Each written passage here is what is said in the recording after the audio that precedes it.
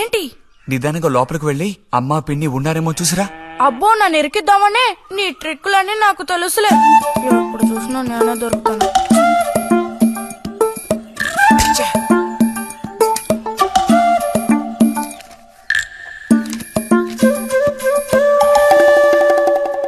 బుజ్జి ఇలారా. వేసవి సెలవులు ఇస్తే ఇక ఇంటి పట్టున ఉండాల్సిన అవసరం లేదా? ఇంతసేపు ఎక్కడికెళ్ళావు? అడుగుతున్నది నిన్నే. ఎక్కడికెళ్ళావు? నేను కాలువగడ్డ దగ్గరికి వెళ్ళాను. ఉద్ధరించు. అక్కయ్యా, అక్కయ్యా. ఏమిటే? ఇడుగో వచ్చాడు నీ కొడుకు.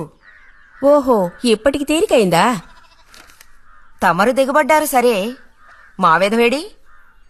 వాడు నీతో పాటు రాలేదా? వాడెప్పుడూ ఎస్కేప్ అయ్యాడు. రిజల్ట్స్ వస్తే ఇంకో 4 రోజుల్లో టౌన్ కు వెళ్లి ఇంజనీరింగ్ చదవాల్సిన కుర్రాడివి. అయినా ఇంకా చిన్న పిల్లలతో ఆటలా? అమ్మా, ఇంజనీరింగ్ చదవాలి కాబట్టే కాలువగొట్ట ఎలా కట్టాలని చూడడానికి వెళ్ళాను. బాగా సాకులు నేర్చుకున్నావు. కొట్టానంటే పళ్ళు రాలిపోతాయి. పొద్దున్నెప్పుడో చెద్దన్నం తిని ఊరి మీద పడ్డావు. ఆకలేస్తుంది, కాళ్ళు చేతులు కడుక్కుని వెళ్ళితేను. బావగారికి ట్రాన్స్ఫర్ అయ్యి మీరు వెళ్ళిపోయాక స్వగ్రామానికి తిరిగి వచ్చి నాళ్ళుండడం ఇదేగా మొదటిసారి. అందుకే మరి ఇలా ఊరంపడి పడి తిరుగుతున్నాడు. కానీ వీడు వెళ్ళిపోతే నీకు అస్సలు ఊసిపోదు కదా. నాదే ముందులే సగం జీవితం అయిపోయింది. వాడు చదువు పూర్తి చేసుకుని తిరిగి వచ్చాడనుకో, వాడినో ఇంటి వాడిని చేసి కృష్ణారామ అంటూ ఓ మూలన కూర్చుంటారు. చూద్దాం, బుజ్జిగాడేలాక తెలుస్తుందిలే.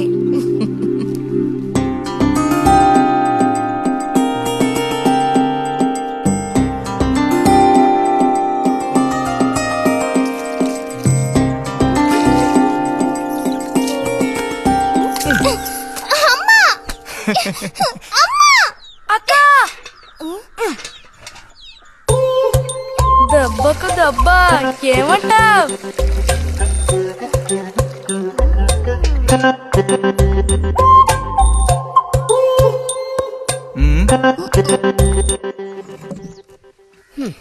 ఏరా ఇంజనీరు, ఇంకా ఎప్పుడొస్తుందిరా నీకు బుద్ధి? ఏ ఎప్పుడు చూసినా చిన్నపిల్లల్ని ఏడిపిస్తూ ఉంటావు. సిగ్గులేదు నీకు? మీరేం దిగులు పడకండమ్మా. టౌన్కెళ్ళి ఇంజనీరింగ్ చదువుకొని వస్తే మొత్తం రూపురేఖలతో సహా మనిషే మారిపోతారు. ఓ, మారిపోతాడు.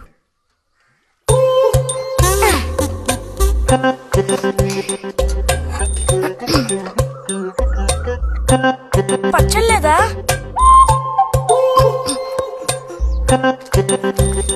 రే, ఎందుకు లేక దాన్ని ఊరుకుంటుంటే నువ్వు మరీ రెచ్చిపోతున్నావు. ఏమైంది భారతి? అలా వచ్చేసి నాంబోతుల పిల్లల్ని వదిలేయకూడదు, కాస్త గదమాయించి పెంచాలని నీకు ఎన్నిసార్లు చెప్పాను. చూడు ఏం చేశాడు. అయ్యో, నిజంగా నాకేం తెలీదు. ఇది నేను చేసిన పనే కాదమ్మా. ఊరికే దోశలు నీళ్ళు తీసి నేను మొహమ్మే చల్లాను, అంతే నేను చేసింది. ఆహా, నీకేం తెలియదేంటి? ఇదిగో నాతో అబద్ధం చెప్పుకో. ఒక బిందె నీళ్లు నా మీద కుమ్మరించాడు. నన్ను పట్టుకుని కొట్టాడు, తిట్టాడు, కిచ్చాడు. చూడు, నువ్వు చూడు, చూడమ్మా. ఇదేం బాలేదు బుజ్జి. రాను రాను నీ అల్లరి ఎక్కువైపోతుంది. మీ నాన్నకు ఉత్తరం రాసి నీ భాగవతం మొత్తం చెప్తాను. జలుబు చేస్తే తర్వాత ఎవడు పడతాడు?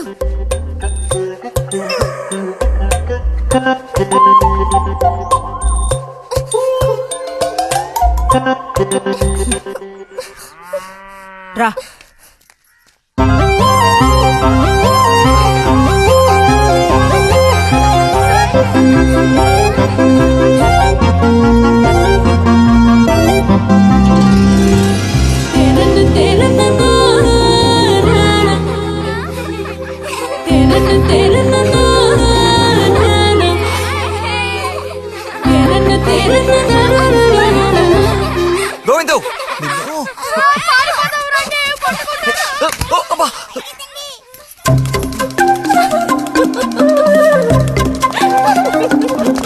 గోవిందు, ఆగరా గోవిందు.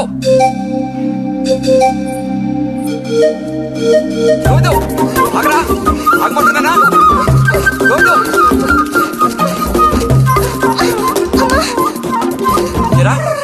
చేతులు వదులు. వదిలితే పారిపోదావునా? చేతులు వదిలి చూడు, ఏం చేస్తానో అప్పుడు తెలుస్తుంది. ఎరా, ఎందుకురా శాంతినేత మీద నీళ్లు పోసావు? నన్ను ఇరికించడానికేనా? కాదు కాదు, అది దీని పని. అవునా? ఇది పచ్చి అబద్ధం. వీడు నీళ్ళు పోయడం నేను చూశాను. ఒసే ఒసే, నువ్వు నా చెల్లెలివి కదా, మనిద్దరం ఒకే పార్టీ. నాకు వ్యతిరేకంగా నువ్వు సాక్ష్యం చెప్పకూడదు. నేను పోయడం నువ్వు చేసావా? నేను చూశాను, నా 2 కళ్ళతో చూశాను. నిజం.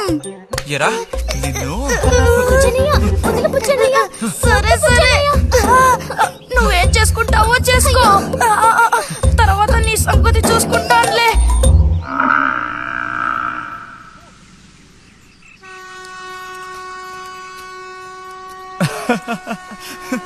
ఏంటి రతి ఇది? ఏ అక్కాని పిలవమని ఎన్నిసార్లు చెప్పాను నీకు? నేను నిన్ను రతి అనే పిలుస్తాను. నువ్వు ఇలా చిన్నపిల్లలు ఆడుకుంటూ ఉంటే నిన్న అక్కాన్ని ఎలా పిలవాలనిపిస్తుంది? అక్కడికి తమరేదో పెద్ద మనిషి అన్నట్టు సిగ్గులేదు. ఇంజనీరింగ్ చదవబోయే మనిషి ఇంకా చిన్న పిల్లలతో సమానంగా ఆడుకుంటున్నా.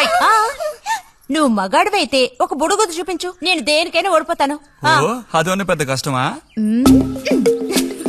చూడండి పిల్లలు, ఇప్పుడు మన బుజ్జి గారు ఇంతవరకు ఎవ్వరు ఊదినటువంటి పెద్ద బుడగ ఊదబోతున్నారు. చూడండి, కొట్టండి, చప్పట్లు కొట్టండి.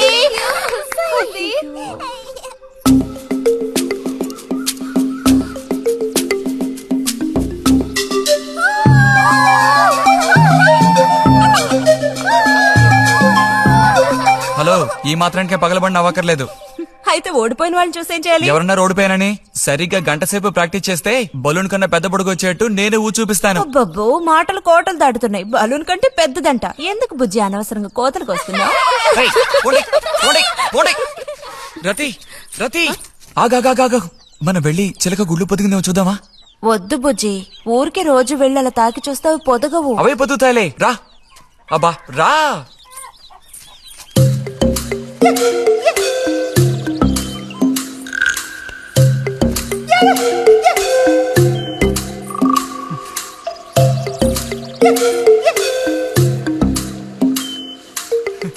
బుజ్జి వద్దు, మనుషులు గాలి తగిలితే తల్లి చిలుక వాటిని పొదగదు. తల్లి చిలక పొదక్కపోతే దాని తల్లి వస్తుందిలే. ఏయ్, కూడదని చెప్తున్నానా? వద్దన్న పని చేస్తాడు మొండిగట్టం. అబ్బో,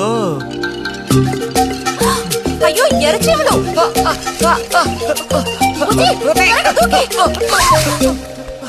బుజ్జి, కుట్టేసాయి.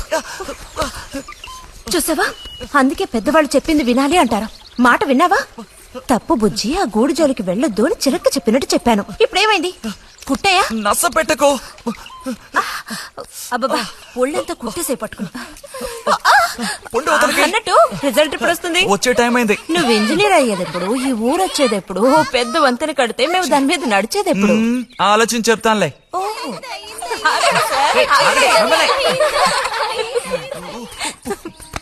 అటు తప్పుకో. రే బుజ్జి రా, ఇలా రా. దా, కూర్చో. పోయిన వారం నీకు కథ చెప్పినప్పుడు మా రెజిమెంట్ శత్రువుని నాశనం చేయడానికి ముందడిగేస్తూ వెళ్ళిందని చెప్పి ఆపాను కదా. అప్పుడు శత్రువులు మా వ్యూహాన్ని చేరించడానికి ప్రయత్నించిన యాక్షన్ పార్ట్ తర్వాత చదివి చూస్తే చాలదేమోననిపించింది. చాలా పూర్గా ఉంది. అందుకని ఆ సీన్ టోటల్ గా మార్చి రాశా. ఒకసారి చదువుతాను, ఎలా ఉందో చెప్పు. అయ్యో మామయ్య, ఏం లేదు, నాకు కొంచెం తలనొప్పిగా ఉంది. వినే మూడు కూడా లేదు. ఇలాంటి దేశభక్తి కథలు వినేటప్పుడు మంచి మూడ్ వస్తుంది. అందులోనూ ఇలాంటి సన్నివేశం వింటుంటే ఎక్కడ లేని ఉత్తేజం వస్తుంది. నా ఈ పుస్తకం ప్రింట్ అయి బయటికి రాని ఆ తర్వాత నీ ఇలాంటి కుర్రకారంతా పోటీ పడి మరీ మిలిటరీలో జాయిన్ అవుతా ఉంటూ క్యూ కట్టి మరీ నుంచుంటారు. నాకు మాత్రం ఆ పుస్తకం బయటకు వస్తుందనే నమ్మకం లేదు. నువ్వు రాయడం మొదలుపెట్టి ఇప్పుడు 7 దాట్లా. నీకేం తెలిసే, ఇదంత తేలిగ్గా పూర్తి చేసే పుస్తకం కాదు. అది కాకుండా ఆ చిత్తు కాగితాలు అక్కడ పడేసి ఇక లేచొస్తావా అన్నయ్య? 10:30 బస్సు పట్టుకుని వెళితే గానీ పెన్షన్ తీసుకుని సాయంత్రానికల్లా ఇంటికి చేరుకోలేవు. నువ్వు ఉండవే, మీద పడబాకు. చూడు జల్లాయ్, 10:30 బస్సుకి వెళ్ళినా 12:30 బస్సుకి వెళ్ళినా నా పెన్షన్ ఉండాల్సిన చోట అలాగే ఉంటుంది. అర్థమైందా? ఇది మా మిలిటరీ వాళ్ళ విషయం. ఎవరు దోచుకోను లేరు, ఎక్కడికి పారిపోను. నాకేం నష్టం లేదు. పెన్షన్ నెలకొకసారే ఇస్తారు, గుర్తుంచుకో. కోస్తున్నాడు కోతలు. దేశభక్తి లేని ఘటాలు.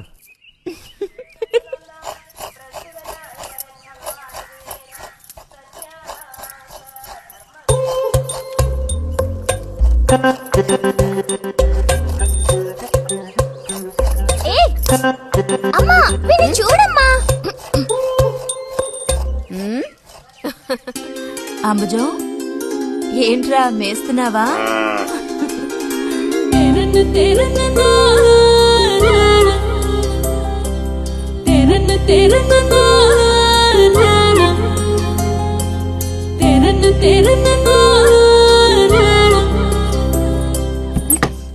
ఆ? ఆహా, పుట్టినరోజు పిల్ల ఎలా వచ్చిందేంటి? వీడికి ఆత్రం ఎక్కువలే. ఆ పాయసం ఏదో ముందు వీడికే ఇవ్వు. పాయస ప్రియుడు. ఇది నీకెన్నో పుట్టినరోజు అక్కయ్యా? ఎప్పుడూ కూడా ఆడపిల్ల వయసు చెప్పకూడదు. ఇదిగోండి అత్తయ్య. అందరికీ నువ్వే పంచేయమారతి, లేదంటే దీన్ని కింద పోసి మీద పోసుకొని ఏకంగా ముగ్గురు కలబడతారు. నాకు శాంతి, లోపలికి వెళ్ళి గ్లాస్ తీసుకురా. చూసావా వాడి గాబరా? ఎంత త్వరగా ఎదిగిపోయావు. ఏదో నిన్నే నారాయణ వదిన ప్రసవించినట్టుగా అనిపిస్తోంది. అత్తయ్య, మధ్యాహ్నం భోజనానికి అందరూ మా ఇంటికి వచ్చేయండి. మరి నాకు? అయ్యో, నీకు లేదురా. నువ్వు వస్తే మరి ఇంకెవరికి తినడానికి ఉండదు. ఏం చేయమంటావు? అయ్యో, అన్నంత పని జరిగిందనుకో, ఇక వీడు నాకు ఏ పని తోచనివ్వడు. నీతో పాటు వీడిని తీసుకెళ్లిపో. లోపల పాప బుజ్జిగాడు ఉన్నారు.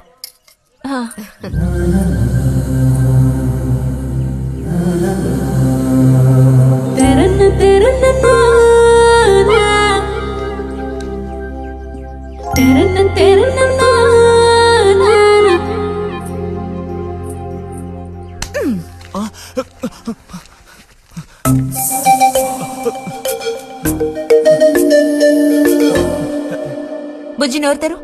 ఆ?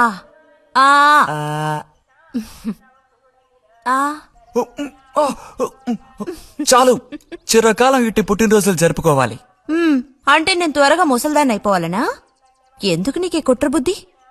సార్ని భోజనానికి పిలుద్దామని వచ్చాను. మేడం, ఈ రకంగా పిలిస్తే నేను రాను. ఏ రకంగా పిలిస్తే తమరు వస్తారు మరి? పల్లకి తీసుకొచ్చి ఊరేగింపుగా తీసుకెళ్ళాలా? పల్లకి మీదో భుజం మీదో ఉయ్యాల్లోనో మర్యాదగా తీసుకెళ్తే వస్తాను. అయితే నువ్వు రావక్కర్లేదులే. ఓకే, రావద్దా? నువ్వు చిన్నపిల్లాడుగా ఉండేటప్పుడు నేను నిన్ను ఎత్తుకునేదాన్ని. నీకు జ్ఞాపకం ఉందా? నేను చిన్నపిల్లగా ఉండేటప్పుడు నాకు పన్ను ఊడిపోయింది. అది నీకు గుర్తుందా? నాకప్పటికి 10 ఏళ్లుంటాయి. మరి నీకేమో 2 ఏళ్లుంటాయి. అప్పుడు మనందరం కలిసి మొక్కు తీర్చుకోవాలని తిరుపతికి వెళ్ళాం. నేను నిన్ను ఎత్తుకోవాలి. పొరపాటున ఇంకెవ్వరెత్తుకున్నా నువ్వు ఒప్పుకోవు. అప్పుడు నేను నిన్ను ఎత్తుకుని కొండెక్కడం మొదలు పెట్టానా, 2 మెట్లు ఎక్కానో లేదో జారి కింద పడ్డాను. ఇదిగో ఈ సైడ్ పని ఢమాల్. అప్పుడు నువ్వు చక్కగా లక్షణంగా బుద్ధిమంతుల్లో ఉండేవాడివి. అది మరి ఆశ దోశ. ప్లీజ్ భోజనానికి త్వరగా వచ్చేయండి సార్.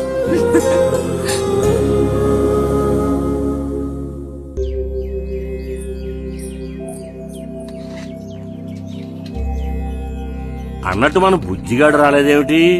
వాడు అద్దం ముందు నుంచి కదలడం లేదు. కుర్రకారికి ఇంకేం పని?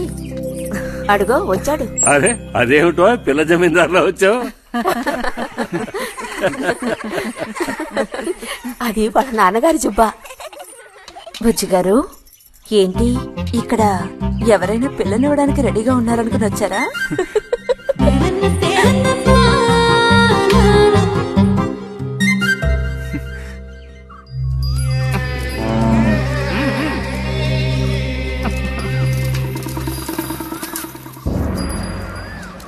త్వరగా నడు.